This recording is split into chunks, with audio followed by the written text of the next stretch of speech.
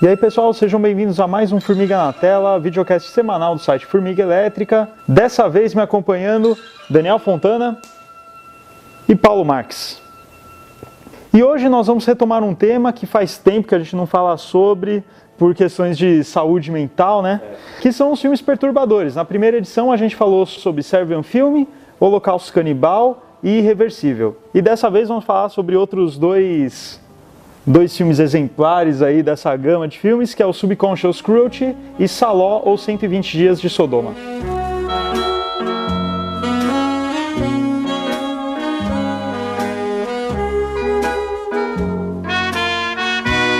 Bom pessoal, como é de costume, conforme a gente vai falando das obras, nós colocamos imagens de cobertura de referência dos filmes de acordo com aquilo lá que nós estamos falando.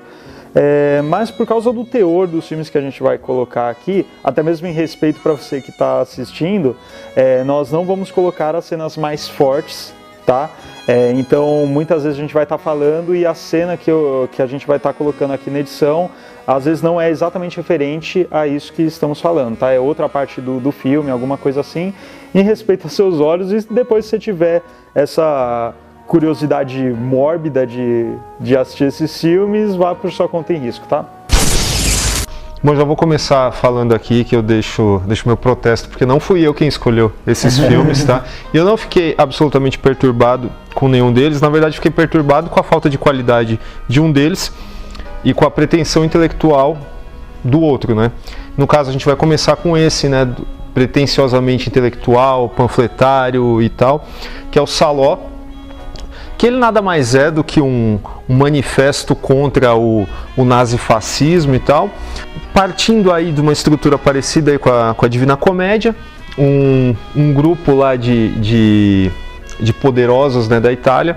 Eles reúnem um grupo de jovens e começam a submetê-los a várias torturas, humilhações, e basicamente o filme é só isso, né?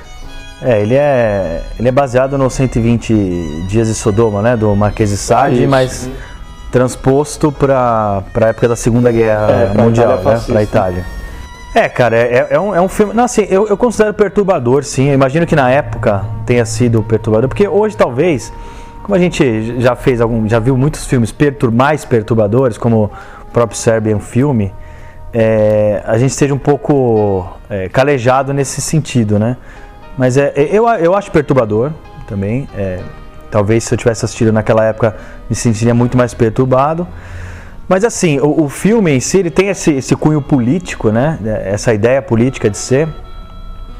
Mas o problema que eu vejo em si, além as atuações são ruins no filme, né? Não são boas. Acho que propositalmente também, né? Acho que é todo mundo novo, né? Muitos não são atores. Ah, sim. As mulheres que fazem as prostitutas, elas são atrizes, só que muitos outros eles nem atores eram, então acho que vai muito disso também.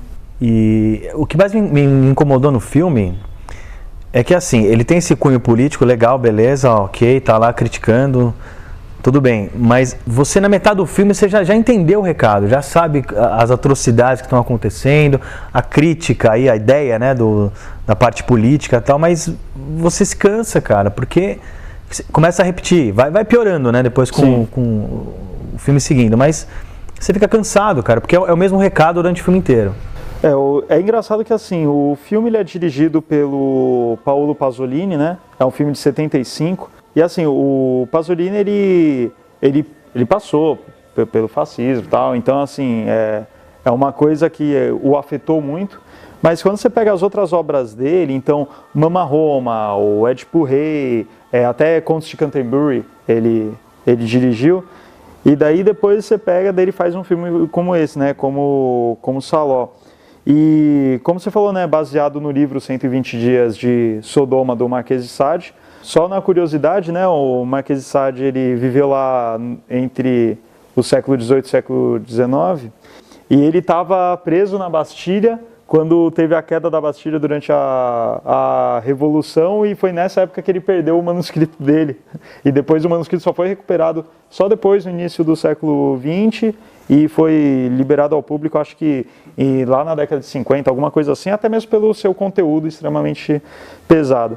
E parece que o filme ele faz essa mudança de ambientação, né? Então para a Itália fascista na época da Segunda Guerra, mas parece que ele é bem até fiel, né, à obra do Marquês de Sade. Eu não li essa obra do Marquês de Sade, nem sei se eu recomendaria, duvido, mas assim, tem todo o lance dos ciclos, né? Então primeiro o filme ele tem 3 ciclos, um é o ciclo das manias, né? Então vai lá uma prostituta e conta todos os casos dela com relação a clientes e suas manias. Depois tem o ciclo da merda, que acho que é uma das coisas mais asquerosas que eu já vi na minha vida, que é uma prostituta que conta todos os seus casos envolvendo as questões sexuais e também as questões... coprofagia, né? Coprofagia, exatamente. E depois o ciclo de sangue, que daí já entra mais na parte Serbian Film, né? O lance do sexo com a morte, do sexo com a mutilação, né? E depois tem as torturas, né? E que acaba completamente com a vida da pessoa. Como você falou, né? Aquele pseudo-intelectual, né? Você vê claramente que o cara tem uma crítica, só que o cara exagera tanto nas coisas que a crítica se perde, né? Fica mais o choque pelo choque. Sem falar que é a questão de você pregar para o convertido.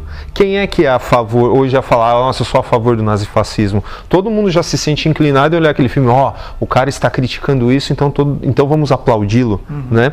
E a questão aí da coprofagia também, que a curiosidade também é que era para fazer para imitar, né, a textura de excrementos, chocolate e marmelada de laranja. Aí, que entendeu? Delícia, né? Mas ela era preparada de uma forma para ficar doce demais, para que o gosto causasse uma repulsa imediata no ator. E o que se diz, isso é meio notório também, são palavras do próprio Pasolini, né, que a entrada nesse ciclo, né, que é a menina comendo no chão, ele estava fazendo uma crítica sobre o estouro dos fast foods e o consumo de junk food no Ocidente, entendeu? Não sei, não vi muito essa relação, não. Você tá falando. Não dá. São interpretações. Foi ele que falou isso aí? Foi. Bom, não sei. Pode até ser uma ideia. Se o próprio diretor tem que falar a interpretação que a pessoa tem que assumir no filme, então, como artista, ele cometeu um erro gravíssimo, né? A questão é que ele é um filme marcante, né? Ele é reconhecidamente um filme perturbador, né? Por muita gente, talvez. Muita gente considera esse filme o mais perturbador da história, né? Tem muito disso, né? Mas tem umas coisas, né, relacionadas a ele, né? Porque, se eu não me engano, ele morreu, né? Ele foi assassinado logo depois. Não sei se tinha terminado o filme, já tinha exibido o filme quando ele foi assassinado. Tem essa história também, né? E que seria também o início de uma trilogia da morte. Sim. Que ele ia começar, essa seria a primeira da trilogia, ele ia fazer mais 2 filmes, né? Porque ele tinha feito uma outra trilogia antes, que era da vida. Da vida. Exato. Carlo, metti le dita così. Sei capace di dire non posso mangiare il riso tenendo le dita così? Non posso mangiare il riso. E allora mangia la merda. Lembrando também que o nome do filme é Salópole, que era onde o Mussolini estava sediado enquanto no poder. E o que me chama muita atenção nesse filme, cara, assim, o que me faz lamentar também, né? Porque a gente tinha uma equipe fantástica, né? Música do Ennio Morricone, que também lamentou um pouco depois que viu o filme pronto. Desenho de produção do Dante Ferretti, né? Que foi um parceiro do Scorsese, assim, até hoje, né? O cara trabalha com o Scorsese. E a fotografia do Tonino Dellicoli, cara, que fez Era Uma Vez no Oeste, Era Uma Vez na América, entendeu? O filme tem alguns planos bacanas, eu não vou negar. Mas de perturbador mesmo, como era o objetivo desse programa, né? A gente pegar e trazer um filme perturbador, pra mim mesmo só tem o final, quando começam as torturas mesmo, e os caras estão vendo de binóculo, cara. Ele ainda filma o lance com um distanciamento que não favorece, né? Eu acho que a palavra certa, talvez não perturbador, talvez incômodo. É um filme incômodo. Desde o começo você fica incomodado em ver. Primeiro porque aquele negócio o cara quer fazer uma crítica, não sei o que lá, tal. Só que é tão exagerado e acaba chegando a ser o choque pelo choque, a ponto de que é tudo que você recebe. Você está vendo uma obra de arte e essa obra de arte não está fazendo você refletir, está fazendo só você incomodar, e nem é aquele incômodo que te faz pensar que seria um incômodo bom, né? Aquele incômodo que você, puxa, meu, tanto é que eu terminei de ver, eu tinha assistido uma vez há muito tempo, na época da faculdade, e eu só revi de novo pro programa, então assim, foi bem forçado, é um filme incômodo.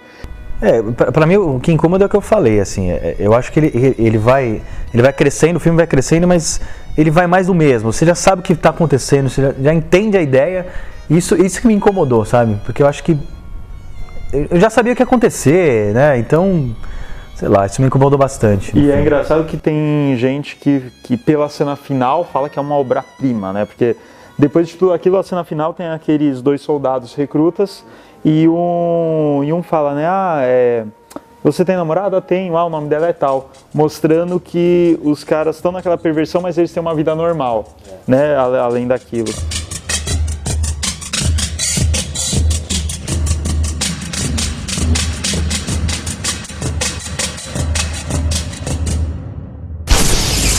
Nosso segundo exemplar aí do filmes perturbadores, né? Então, legal esse aí. Subconscious Cruelty, de 2000. Não, que esse é perturbador, vai. Cara, sabe o que ele me perturbou? Ele é mal feito, ele é chato. Sim, não, mas ele tem cenas bem grotescas. Cara, de boa, uma outra coisinha assim que você faz... Mas 15 minutos depois eu tava tomando sorvete e não tava lembrando dele. Não, tudo bem. Entendeu? Não, você pode assistir comendo alguma coisa, não tem problema, tranquilo, mas Mas é uma outra ego trip, sabe, com o objetivo de chocar, cara, que... Assim, quando eu só assisti esse filme porque o Gustavo o selecionou pro programa. E aí eu tava lá assistindo... Eu disse que era bom. É um filme que tem fácil para todo mundo assistir no YouTube, até porque ele não foi lançado em DVD aqui, né? Acho que ele foi lançado em DVD só no Japão. Só no Japão e na Europa, 5 anos depois. Enfim. Eu tava assistindo e tal, passaram 15 minutos, aí eu falei, não, mas peraí, até agora eu não vi nada aqui para me perturbar. Ok. Aí em seguida você tem um cara que, bom, vamos por partes. São partes, histórias, né? Exatamente, são histórias, né? Curtas. São 3 ou 4 segmentos, né? Que é o... Tem segmentos curtos, né? E os maiores que são aí do irmão e irmã, né? Isso. E o final. A gente abre com o Ovarian Eyeball, né? Que é aquele lance de abrir o bucho de uma mulher que está deitada e tirar um globo ocular, ok? Mas acho que tudo isso ele está partindo do raciocínio de você falar dos comportamentos relativos ao lado esquerdo e o lado direito do cérebro. Que já é uma falácia das mais antigas até hoje, pessoal, não acreditem mais nisso, não é o lado esquerdo racional, ou seja lá o que for. Não é isso, tem lados mais ativos e lados menos ativos, mas não é isso. Tanto é que as pessoas têm aqueles acidentes no cérebro, a pessoa, sabe, se perde o lado racional, ela não fica louca. Mas esse já é o problema do filme, que já, de cara você já percebe, que primeiro você tem a narração, que é aquela narração que pega esse assunto e começa a trazer mais ideias para esse assunto e se torna aquele pseudo-intelectualismo, né? Não, porque a realidade é isso, que não sei o quê, o cérebro criativo, o cérebro, a parte racional. Cara, isso é bem chato, né, cara? Muito chato. Poderia ser bem trabalhado, né? Assim, por mais que seja algo falacioso, tal, a obra de arte não tá para ter uma realidade científica, né? Ela pode pegar um pressuposto e trabalhar ele de uma forma interessante. Mas não, de novo, é um choque pelo choque. E é aquele filme que, para você entender a crítica que ele está fazendo, você precisa da bula do próprio diretor. Sim. E, como a gente já comentou antes, a partir do momento que uma obra de arte precisa disso, ela acaba com tudo que faz dela ser uma obra de arte de qualidade. Né? Eu imagino que tem muita gente que tenha feito críticas do filme, adorado, fazendo aquela interpretação, não, porque ele quis dizer isso e tal. Mas, assim, para mim, eu também, nossa, é choque pelo choque ali, né? É esse pseudo-intelectualismo que me incomodou muito. Né, essas narrações, as frases bonitas, assim, que, nossa, não faziam sentido algum. Dessas histórias, são 4 histórias, que a gente está falando, né? São 4 histórias relacionadas com, né, surreais, vamos dizer assim. A segunda história, que é uma das histórias mais perturbadoras, que é a do... Human Larvae chama. Human Larvae, beleza. Que é o irmão e a irmã, eu achei a melhor. Porque ela tem um começo, meio e fim, assim, existe uma narrativa até razoável. Uma história, né, para contar.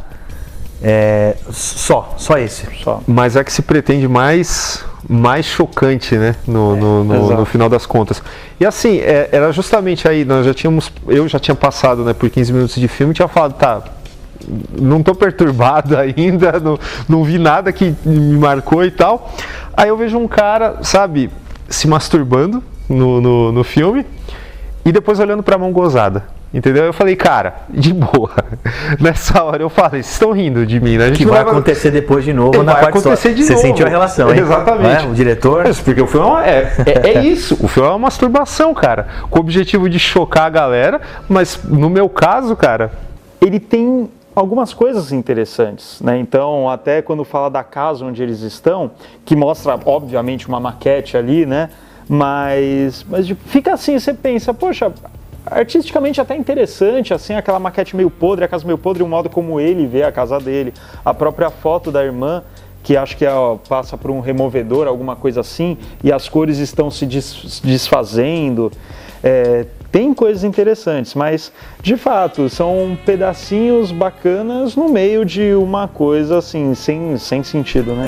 Essa história, ela cria um clima, né? Porque Sim. Tem são dois irmãos problemáticos, a irmã, ela não sei se ela é uma prostituta ou não, ou se só ela sai com vários caras, e que ele não aceita isso, né?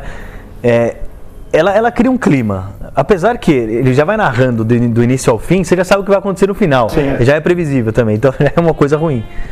Mas, porque as outras histórias, pra mim, nossa senhora. E inclusive a que vem depois dessa, né, que é o Rebirth, que é uma galera rolando na lama e saindo... me lembrou o Homem de Palha, aqueles rituais pagãos. Aquilo ali me lembrou Glauber Rocha, pra dizer a verdade, cara. Eu achei um bagulho completamente sem sentido, sabe? Galera se lambuzando na lama, depois saindo sangue no foi buraco uma crítica, né, ao que o homem faz contra a natureza, entendeu? Vocês entenderam isso, pô? Não, mas é aquela tentativa enfadonha de tentar ser poético, né? É aquela poesia vazia. E depois a gente tem outro segmento que aí a gente enxerga claramente a crítica que ele tem com relação à religião, mais a questão do cristianismo, né? Que você tem lá o pastor, que ele acaba... Não sei se é pastor ou se é padre, eu acho que né? ele não é pastor. Ele é pastor ou... Não sei, mas ele tem um crucifixo pendurado, sim. Então mostra que ele é cristão. Não sei se chega a ser uma figura de autoridade dentro da religião, mas... e é um cara que cede a alguns desejos da carne, né? Ele começa a assistir um filme pornô, tudo mais, daí começa a se masturbar. Só que daí depois, aí mostra aquele flash, né? Do Jesus numa cidade na frente da igreja e rogando, assim, acho, pedindo salvação, alguma coisa assim. Essa cena, muito assim, em particular, esse fragmento do Jesus na frente da igreja e ali pedindo salvação, alguma coisa, esse fragmento eu achei legal. Porque mostra muito a hipocrisia religiosa, né? Então, só que daí depois aí parte daquelas mulheres vampiras que fazem o ritual da carne e do vinho, só que utilizando literalmente a carne e o sangue de Cristo, né? E ele faz umas inserções também, né? Quando vai fazer isso, mostra a hóstia também, que seria, né, o corpo de Cristo e tal. E uma montagem, nesse momento do filme, uma montagem que parece ter sido feita por um símil, né? Vamos falar a verdade. Sim,